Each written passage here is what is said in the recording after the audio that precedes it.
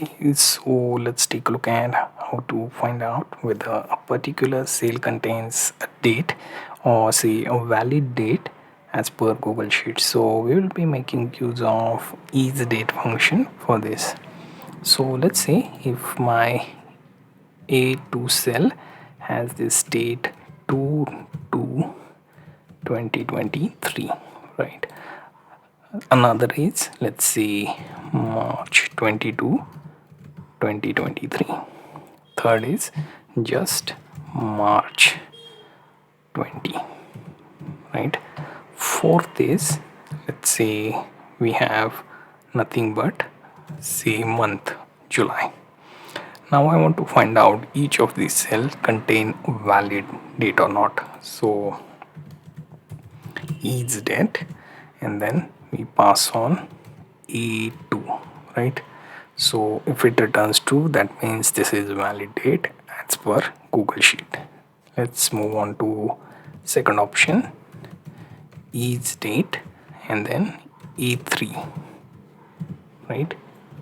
Again we have true value.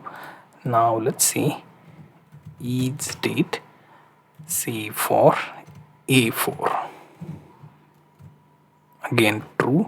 Now each date, say for A5. Sorry, the reason being it didn't work, we forgot the equals to symbol at start. Notice it will result in false. The reason being just number, just month won't cut it. You will have to complete its day, month, year format in either US based way or British date time way, or you can say your typical time zone way. You need to put it there. That's why first three values are valid, because they are pointing out specific date, right? March 20 is date, but just July is a month, right? Just 20 is not a date, it is a number, right?